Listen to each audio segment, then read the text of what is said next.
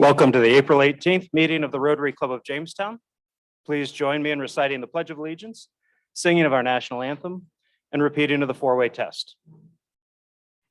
I pledge allegiance to the flag of the United States of America and to the republic for which it stands, one nation, under God, indivisible, with liberty and justice for all. Oh, say, can you see by the dawn's early light what so proudly we hailed at the twilight's last gleaming, whose broad stripes and bright stars through the perilous fight o'er the ramparts we watched were so gallantly streaming, and the rocket's red glare, the bombs bursting in air, gave proof through the night that the flag was still there. Oh, say does that star-spangled banner yet wave for the land of the free and the home of the brave.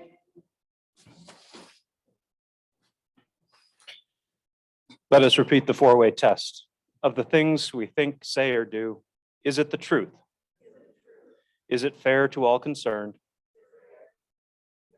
Will it build goodwill and better friendships? And will it be beneficial to all concerned? Thank you. Our invocation today is given by Sharon Hamilton.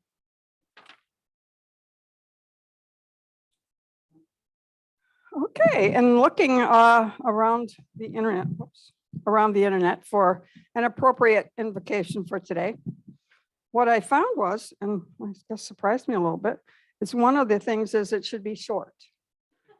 So, and I'm not known for my short invocations, but today I'm going to give you a short one. I think it covers everything very well. Let us pray together, each one of us according to our individual beliefs. Let us offer thanks for our food, blessings for one another. Let us be a source of hope for those in need and contentment for those who are lonely. Let us give gratitude for our opportunity to serve Rotary. Amen.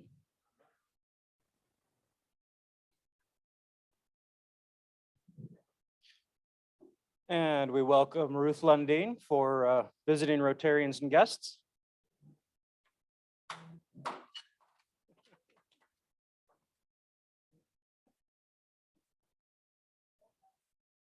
Thank you, thank you. So I'm looking around the room and I don't see any in the room, but on Zoom, I see we have Jean West. Hi, Jean.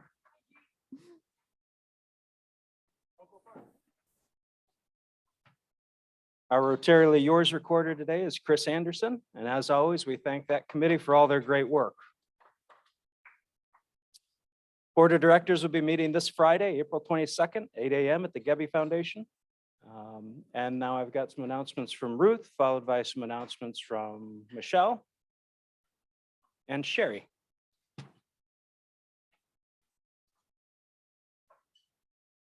All right, one last week, you have on your tables information on how you can donate to the Disaster Relief Fund for Ukraine.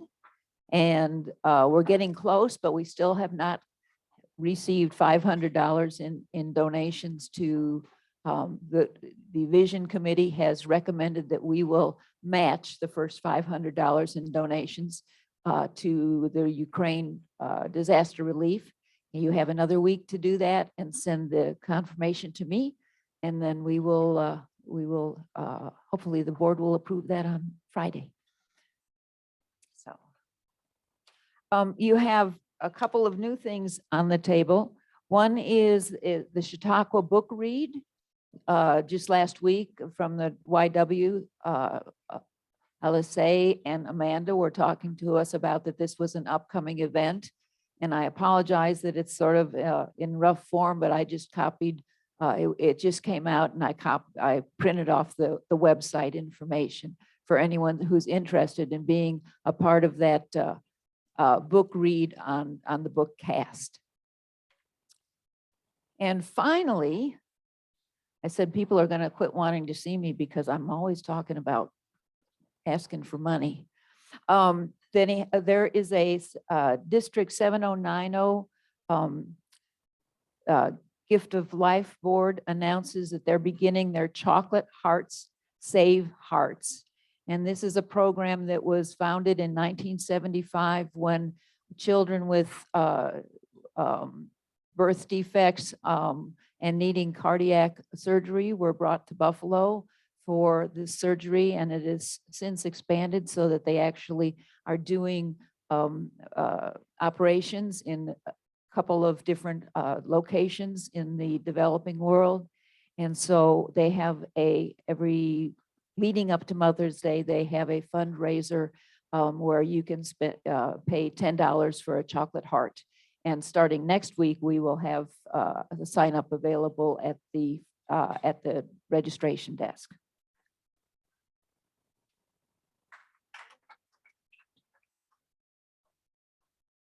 Sherry, do you want to go and then Michelle will come up? Sure, thanks. Hi, everybody.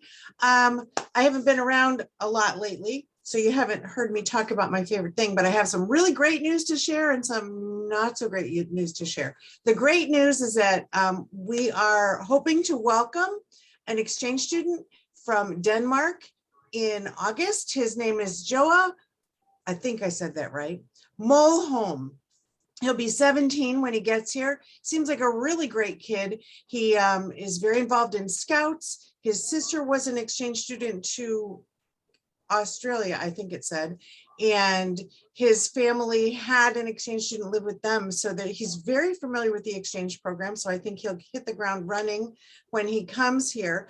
We've been hoping, this is the not so great news, we've been hoping to find a host family in the Southwestern District or anywhere at that point, and we have no confirmed host families, none. We've been begging and pleading and asking, and the problem is that in order for us to welcome someone or to send someone out, we have to welcome someone, and we did make a pledge to the district that we would take one. They would love us to take two, but I can't find host families for one. So at this point, I would like to expand our search to other school districts if possible. They have to be in the same school district for the whole year though. So Chautauqua Lake, Maple Grove, Southwestern, Jamestown, if you know of anybody, this is an urgent request because now we have to fill out his form, basically guaranteeing he has a place here, and I can't fill out the guarantee form until we have a host family and a host school. So please, please, please, if you know of anyone, you know me, I'm happy to talk about Rotary Exchange. I would love to find a host family soon so that we can reach out to Joa and welcome him to our club. Thanks, Sherry. Thank you. Michelle Jones.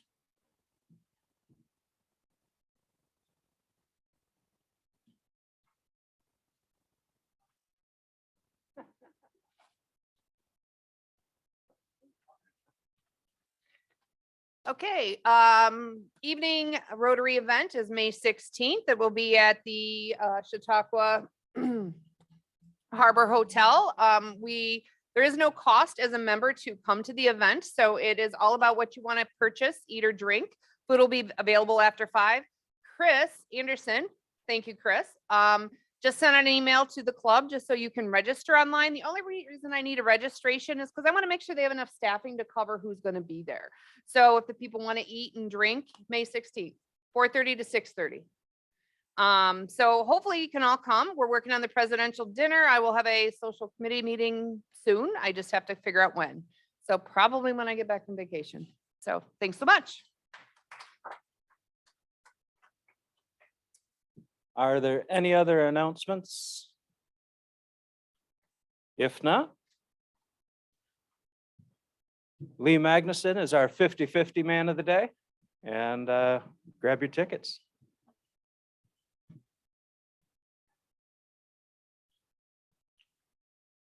And I was just reminded I had one more announcement that I forgot.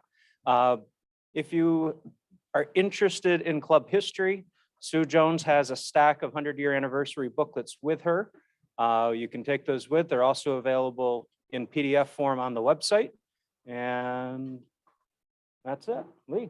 Okay. I'm gonna have Chad pull the ticket.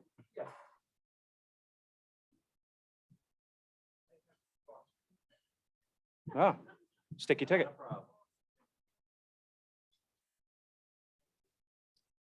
And the sugar scented ticket today is 3344.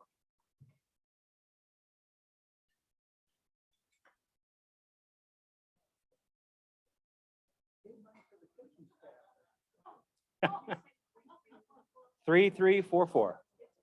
Welcome back. Here's your prize. What's the total today? What's the split?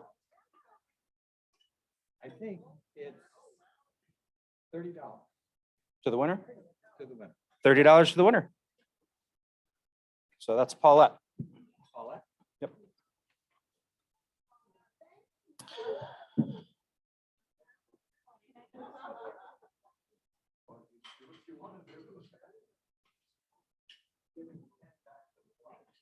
Thanks, Paulette. And with that, Lee Magnuson, Sergeant at Arms. Okey dokey. This is the last time I'm going to do this, at least on, there you go. I was hoping I had you here to do that wonderful little applause. But our usual guy is going to be back. So this is my last opportunity, and at least this time around.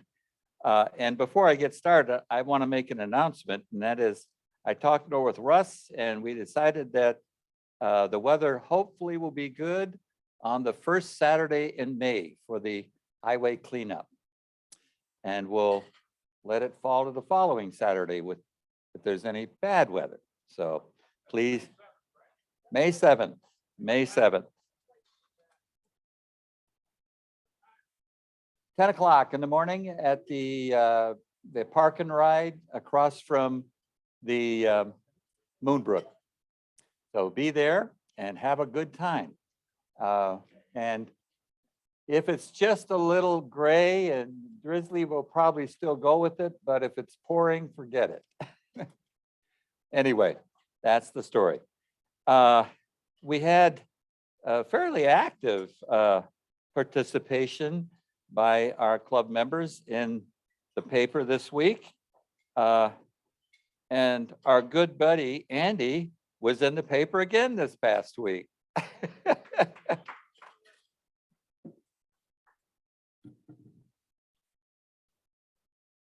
He was looking a little bored, but anyway, it was and then Tori is here today, and Tori was in the paper for being with the Infinity situation. So let's hear it for Tori. And Russ is not here, but there was a great article in the paper about the tarp skunks, and I was hoping to get Russ. I'll get him the next time.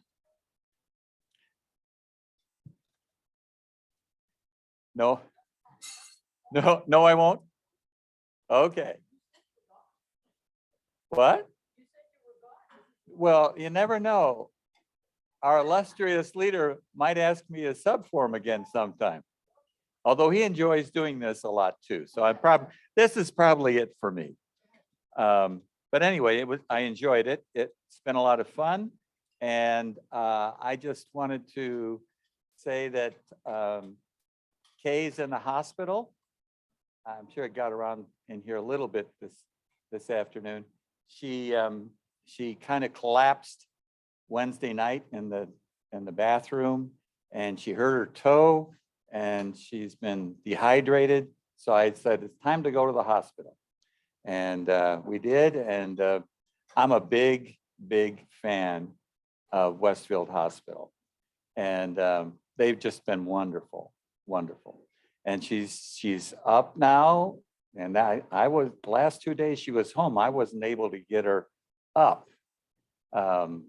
So anyway, keep her in your prayers and I'll keep you posted. Hopefully she'll be able to make it to the book signing happening in May.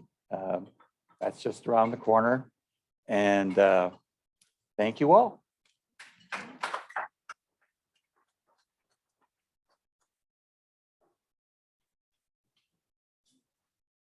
We have time for happy bucks if anyone has news they want to share.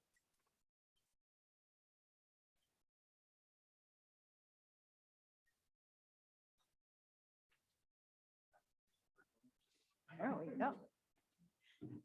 So I have a happy buck because I went to the last week of March, I went to the program on refugees at the Robert H. Jackson Center. And it was very well attended and it was a very good program. And I was proud to count 9 Rotarians in the audience. So thank you very much for your support.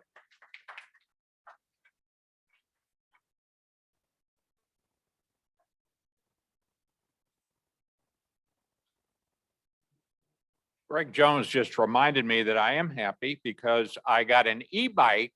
And so stand by in Bemis Point, you may see Dr. Greg Jones and the Colonel on an e-bike as a pair going down the street. So get out of our way.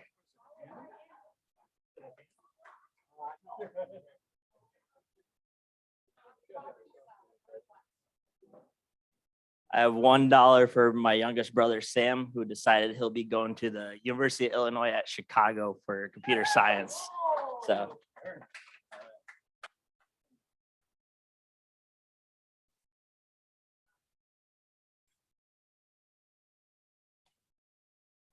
I've got a couple happy bucks. One's for being back in town with these wonderful Rotarians face to face.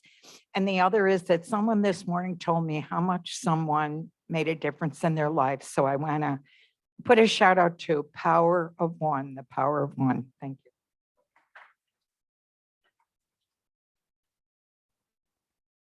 We had a wonderful Easter. This is for my dear friend Barb, who arranged it all. And the Meckleys, the whole Jones family, and the Horgans all went to Peak and Peak for the delicious brunch among 800 other people. But it was really handled beautifully. The food was delicious and the company was stellar. We were all Rotarians.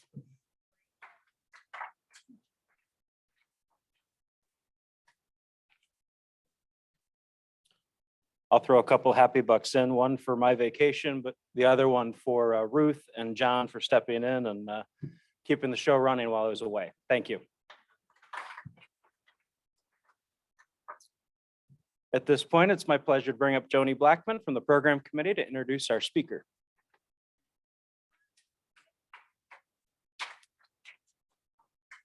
Hi, everybody. So I thought we needed to relax a little with our presentation. So I brought the guy who makes the best cookies in town, Chad Ecklof from Ecklof Bakery. He's third in line to be in the business at with Ecklof Bakery. And he has a whole lot of information to share about how he got through the pandemic and what his vision is. And I'm not going to spoil the fun. So come on up, Chad.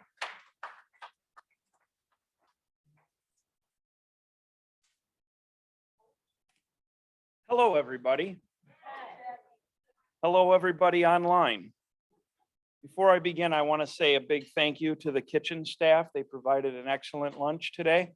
And I was hoping they would be out here to hear it, but hopefully they'll get word from somebody before they leave that Chad said so. Absolutely. Thank you so much.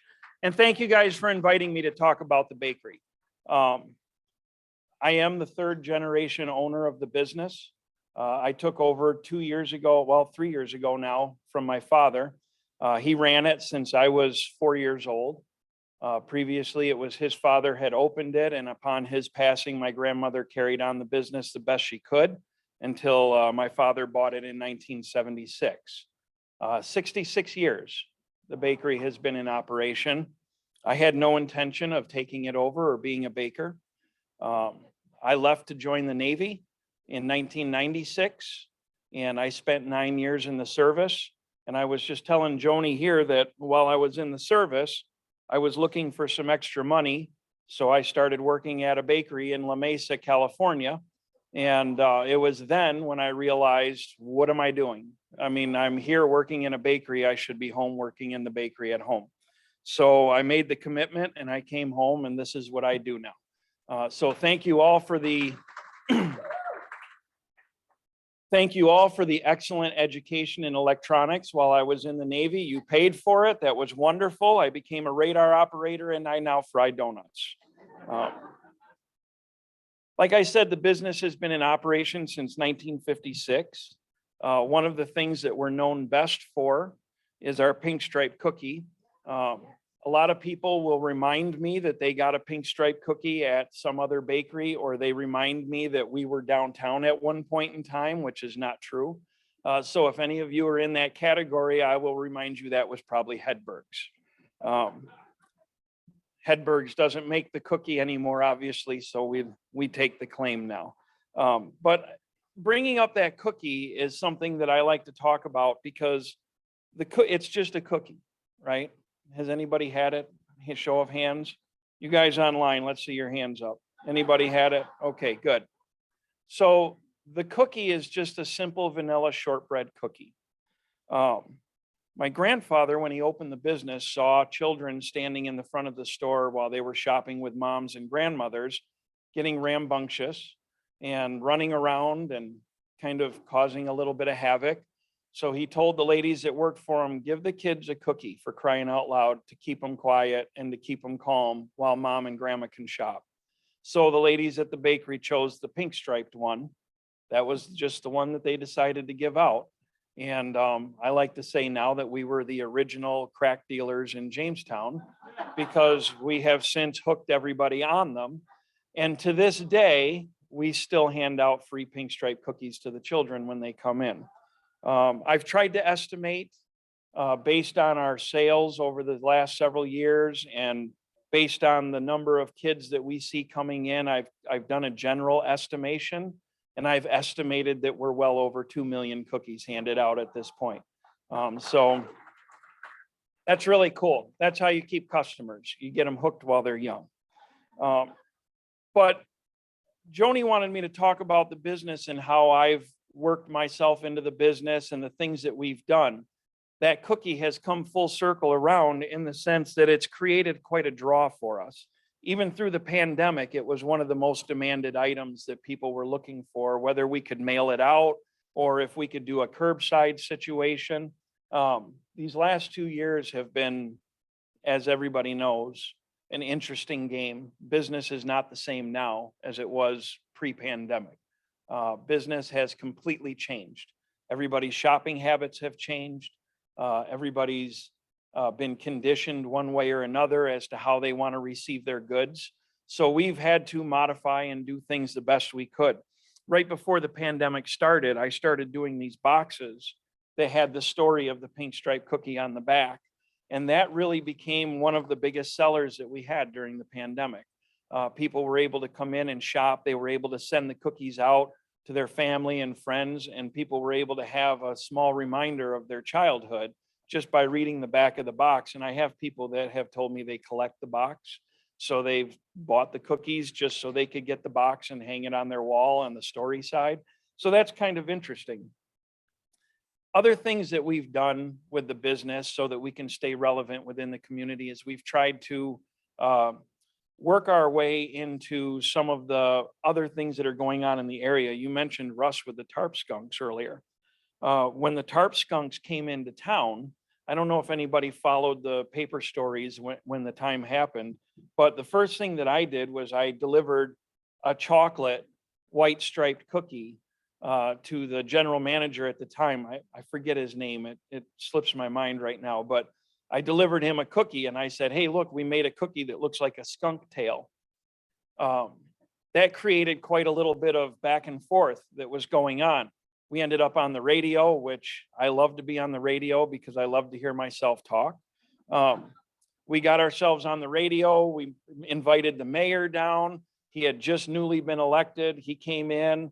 Russ Dietrich and his wife were in. Everybody came in, and we had 3 different chocolate cookies, all for a taste test. So we could do an on-air taste test to decide this cookie that was going to be worked into the Tarp Skunks program. Well, the Tarp Skunk deal kind of fell apart on us a little bit, which is not a big deal, but it led to our skunk cookie that people still call it. It's not a skunk cookie, but it is a chocolate cookie. And we've since added a mint stripe instead of a white stripe.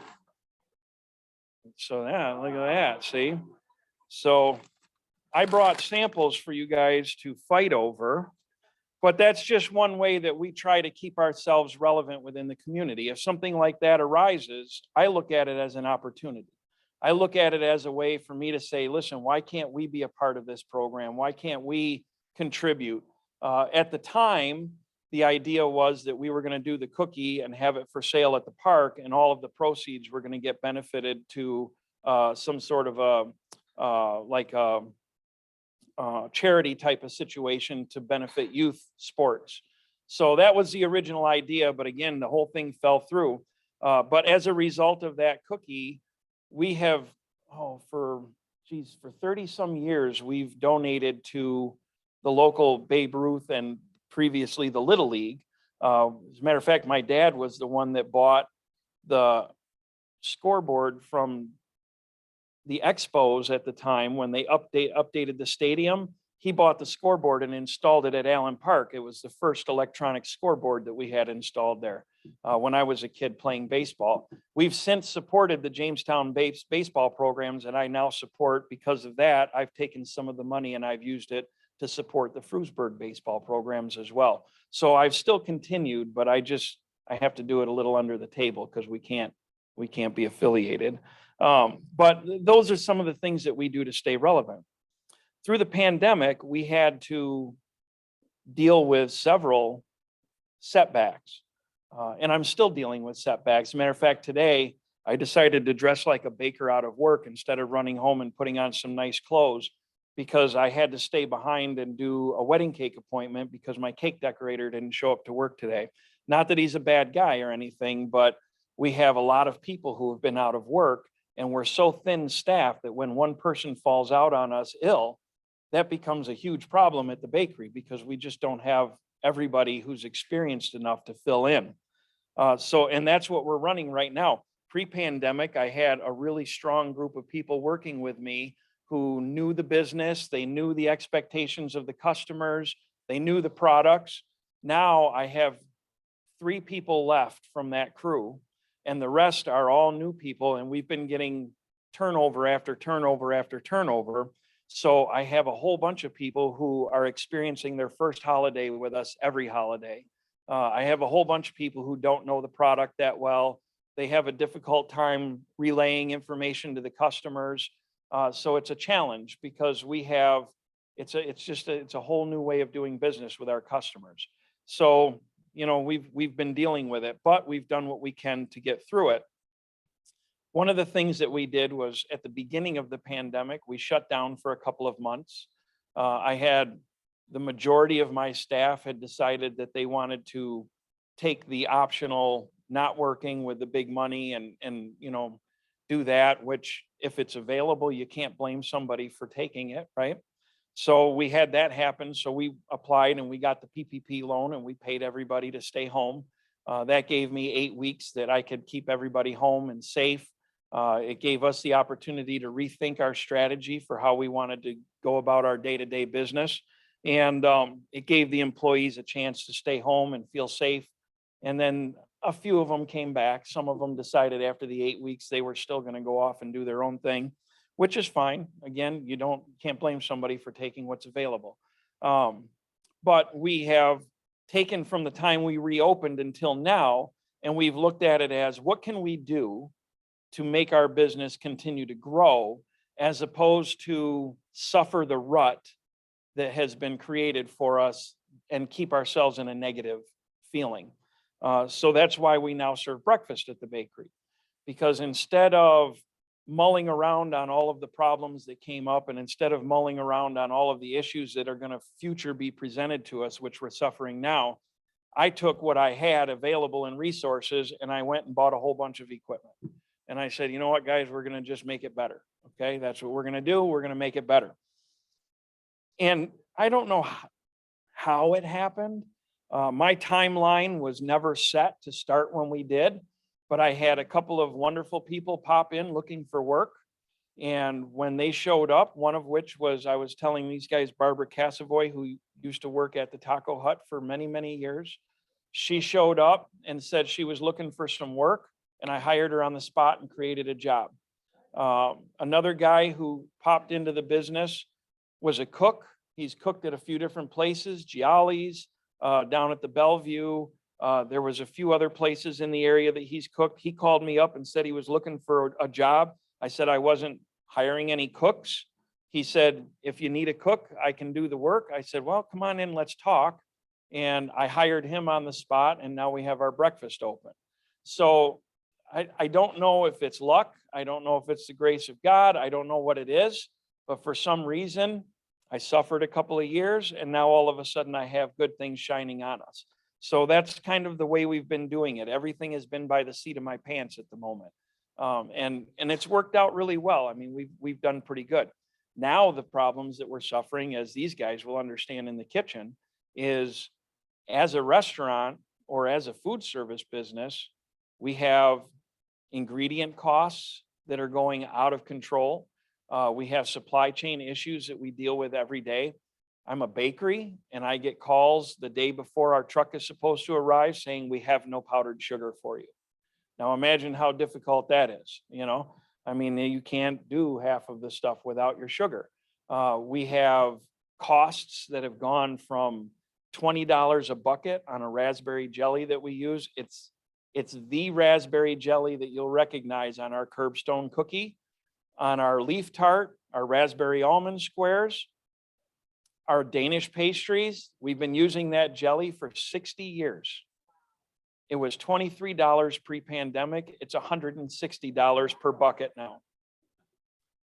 When they told me the last time that it was going to be $160, I said, I can't order anymore. There's no way I could pass that cost on to my customer and expect them to pay that price for a cookie or for a pastry. So we're working on our last half bucket that we have right now. We have a distributor that we found down in Pittsburgh who could get us the jelly for slightly cheaper. So we ordered a pallet of it, and they just haven't received it yet from the jelly maker, from the Henry and Henry Jelly Company. So we're kind of sitting on this idea that, okay, I'll have to phase out a few products. The one product that's going to stay is the curbstone cookie. But a couple of the puff pastry products are going to vanish until we get that jelly in.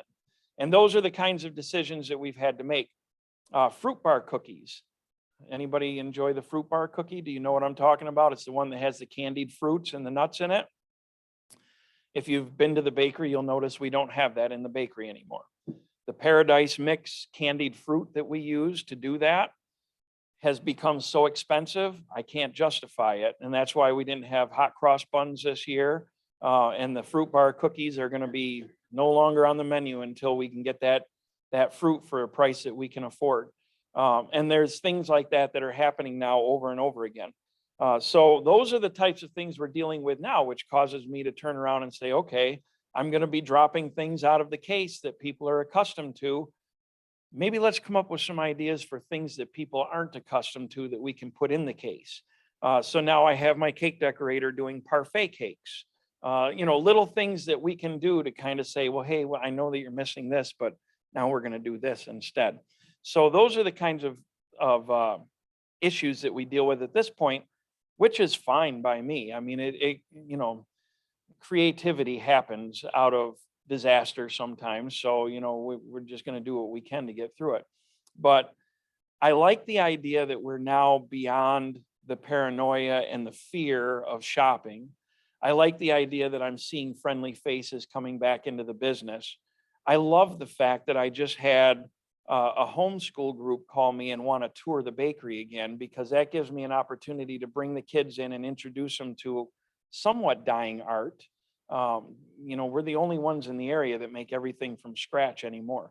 The closest you'll find is Farm Fresh, the bakers over there. They still make a lot of stuff from scratch. And Willie and I have a great relationship. We've helped each other so much through this pandemic as far as, you know, hey, I need this. Can I get some from you? Sure, no problem. I'll drop it off. I mean, we've had to help each other so much. It's just, it's wonderful having another bakery in town. And I'll have people ask me all the time. They're like, oh, isn't that great? You're the only ones left that do it by scratch. I'm like, I wish there was 3 more. I wish there was 3 more, because then we could utilize each other for resources, but those days are gone. So, I mean, it's an interesting chore. But I'm happy to see that everybody's back. As a matter of fact, I mean, that's a happy buck right there, isn't it? To see that everybody's coming back. So I got a happy buck for you for that. And I'm just glad that everybody recognizes that we're part of their family's traditions. I'm glad that I can still be a part of everybody's family traditions. You know, it's wonderful. I like talking about the business. I'll talk about all sorts of things. Is there anything anybody would like to know about the business? Please.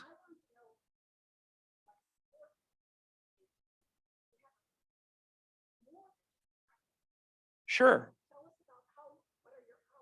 Sure. Oh, I go to work at 4 o'clock in the morning, Monday through Saturday, if I can wake up on time. And my bakers are on the same schedule if they can wake up on time. So we go in at 4 o'clock, and our work day ends when the work is done. We don't have scheduled hours or anything like that. We just work. This past week leading up to Easter, we were working round the clock to make sure that we had enough stuff for the community to shop. And now we're going to enjoy the fact that everybody's stuffed full and doesn't want to come down for a good week or so, because then I can get out early enough to do things like this. The Corv Burger is something that obviously Norm was doing for the longest time with the Scandinavian Festival and different things around the area. When my dad moved the bakery over into the building it's in now in 2005, my brother had decided that he was going to start serving Corv burgers. So we were getting the Corv in, and we bake it like a meatloaf. Anybody had the Corv burger? Better yet, anybody not had the Corv burger? Let's see those hands. Okay, good. So if you enjoy Corv, I encourage you to come down and try it. I grind and make the Corv myself. When Fresh Cut Meats and More went out of business, Joe called me up and wanted to know if I wanted the meat grinder that he had. That meat grinder was one of the meat grinders that was at Rockman's Super Duper. And he had since acquired it. And that meat grinder has been grinding Corv in this community since, you know, in the 40s, 50s. So he said there was a couple of guys out somewhere that wanted to buy it from him so they could grind up deer in their garage. And I told him, I said, well, I'd rather just grind my own Corv than be buying it. So let's do it. So I bought the meat grinder from him. It paid itself off in the first couple of weeks that I got it. And I grind all the Corv. And I use his recipe, which is one of the recipes that came from Rockman's also. So again, carrying on tradition the best we can. But we open at 7 in the morning, and we have our breakfast available Tuesdays through Saturdays, starting at 7. And we serve the breakfast and the lunch all the way up until 2:45. Now, we've had to change our hours quite a bit because people have come in and come out and dropped out on us. And so our hours kind of we were open till close, blah, blah, blah. But just remember, 7 to 2:30, you're good. Okay. That way you can stop down and pick it up. But I work the Corv into our breakfast. So now we're serving breakfast burritos, breakfast bowls. We're serving burgers, things like that. And I've worked the Corv into our breakfast, which nobody's done around here. And I'm kind of amazed that that's never happened. And everybody that comes in, they're like, I didn't even think that I could have Corv with breakfast. This is fantastic. So we're doing the Corv with the breakfast. I've started grinding my own breakfast sausage. So I'm doing that as well. So I figure, why buy it frozen when I can grind it fresh and serve it to the customers the way it should be served. We're now doing hamburgers down there, which I never thought I'd be a burger place. But we're doing hamburgers. And of course, I don't just eat a hamburger. So I don't just serve a hamburger. I serve a single, double, or triple decker. And I challenge I'm going to create I survived the triple decker wall, because I will challenge anybody to come down and eat that triple decker. And it's nice, big, thick burger. But see, I take the burger and I throw hot pastrami on it. That's another thing we've never had was pastrami down there. And I told my dad, I said, well, why are we not, did we never have? And so, I mean, we're throwing pastrami on stuff. We've got a pastrami sunrise breakfast sandwich that's to die for. Never imagined a breakfast sandwich like that. I imagined it one day and said, I'm hungry to eat all kinds of crap. Throw it on the bun. And that's what they did. So now we serve it. So, I mean, you're going to find a variety of things that you won't find anywhere else down there for breakfast. And I've tried to keep the price so that I can get people in the door, not push people out the door. So, you know, we're happy to have people down and get this breakfast thing going for anybody that's interested. I'd love to see all your faces down there eventually for breakfast. That'd be wonderful. But that's our breakfast and our core. Anything else? Any other questions? Yes, ma'am, please. Tom and Jerry mix. This town is a stinking drunk town at the holidays. Okay. When I make Tom and Jerry batter, every batch of batter produces 50 quarts, around 50 quarts of Tom and Jerry mix. Each quart of Tom and Jerry batter will make 10 to 12 Tom and Jerry's. This year I did, I think it was like 12 batches of Tom and Jerry batter that I went through. And that was just between Thanksgiving and New Year's Eve. I'm not the only one that makes it. Willie makes it at Farm Fresh. Someone else was making it up in Lakewood for a while. I don't know if they still did this year or not. There's a lot of drunk people in Jamestown between Thanksgiving and Christmas. I'm amazed anybody remembers the holidays at all. But yeah, we did about 12 batches this year of the Tom and Jerry batter. And again, that was another issue that we had when it comes to the supply chain thing to present some of the challenges that we've come up with. Eggs have gone through the roof in price. Not only in price, but in quality. For some reason, the pandemic caused chickens to lay eggs that the eggs don't whip up right anymore. Who would have ever figured that that could be an issue you'd have? But we had to actually go out, and I had to drive to Erie to buy frozen eggs from the GSF store out there because my distributor was delivering dead eggs to me all the time. Like not dead eggs as in dead chickens, but I mean, eggs that just wouldn't whip. I'd sit there and whip them for hours and they'd just be like soup in the bowl. So I don't know what was going on with that, but that was another one of those weird challenges. But yeah, the Tom and Jerry. So this year I took the opportunity. Last year, when we were, everybody was zooming everybody. Last year, I took the opportunity to try to come up with a Tom and Jerry party that we could have online. I started to do it and it was interesting, but I couldn't connect and other people couldn't connect. And it was one of those fun tech problems that we had. But this year I turned around and started going online and making different recipes of Tom and Jerry and doing it on Facebook. So I sat at home getting myself drunks for the benefit of my customers. And I was making different versions of Tom and Jerry to try to introduce people to something other than the standard version. So the only thing I didn't get a chance to make this year online was my Christmas coma eggnog, which I use my Tom and Jerry batter. Has anybody ever made that from the recipe? It's got a whole bunch of alcohol in it. Like a whole bunch of alcohol in it. And then you take the entire quart of Tom and Jerry and put it in there and some whipped cream and mix it all together. And I'm telling you, it's like drinking candy. You have no idea that it's going to hit you until you're about 4 or 5 in. And then all of a sudden you're partying like never before. Yeah, I call it Christmas coma eggnog because it's for the holidays you never want to remember. But yeah. That's what we do with our Tom and Jerry batter. Walt, any question, please?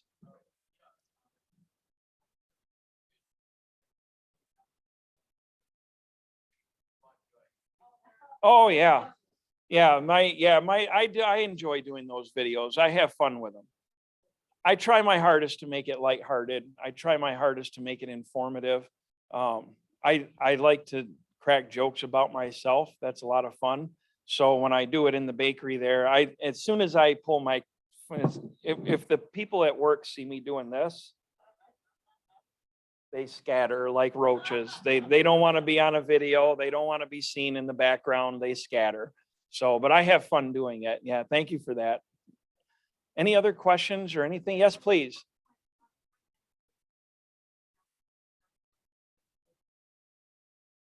No. Sure.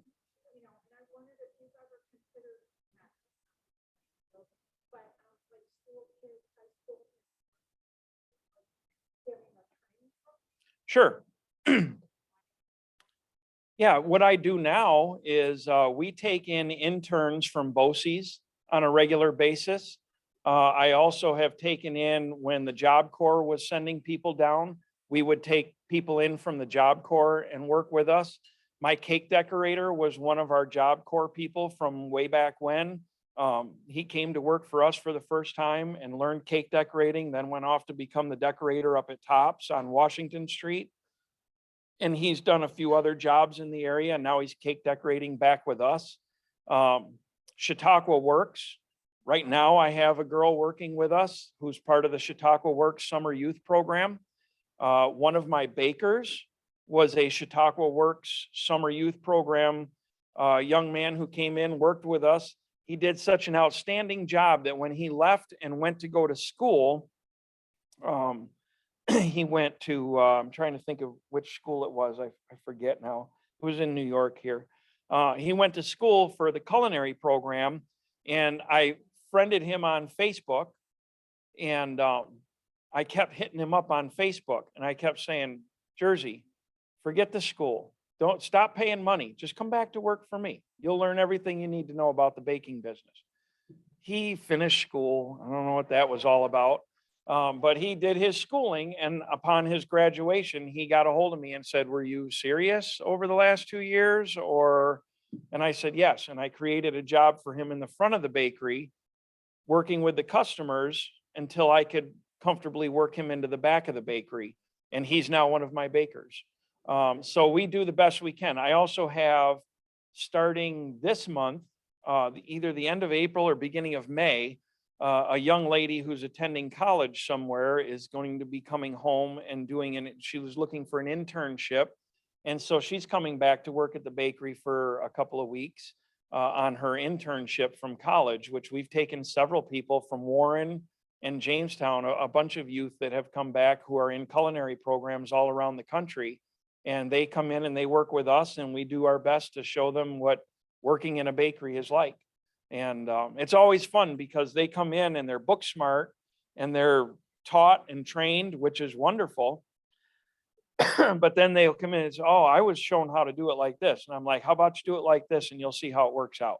And so they're like, wow, that's different than what we were shown, but this is great. I'm like, you're never going to do it the way it was in school. Trust me. You're going to do it the way the old baker who says, that's the way we do it here. That's the way you're going to do it. So they get a lesson in real world, baking and stuff like that.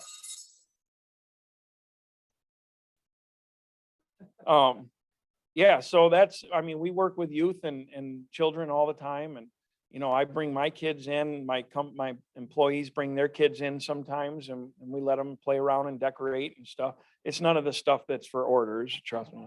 But they come in and they do cookies. And like I said, we have the homeschool groups come through. They bring the children in and we let them make cookies while they're there. So it's just kind of like a way to keep introducing the youth.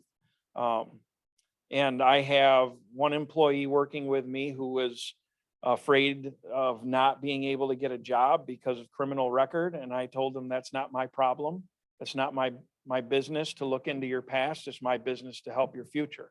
So I have an employee who has had a tough time getting work because of that. And so we've done the best we can to make sure that we work with people in the community. Is there anything else? No, time's up. That was the bell. Listen, thank you again so much. I'm going to let Joni hand out the cookies and stuff, and I won't take up any more of your time. You guys have a wonderful day, and thank you for allowing me. Thank you.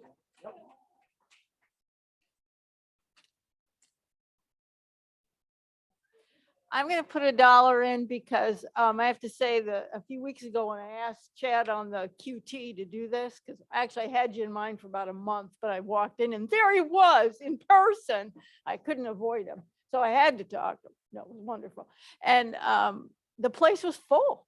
You couldn't turn around without hitting somebody from my past. It was unbelievable. I saw past friends, friends, past employers, past people I worked with. I couldn't believe how busy it was.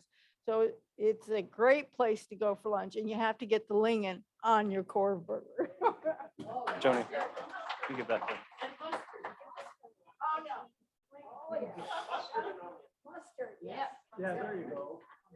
We will spend the rest of the day debating what goes on your Corv burger.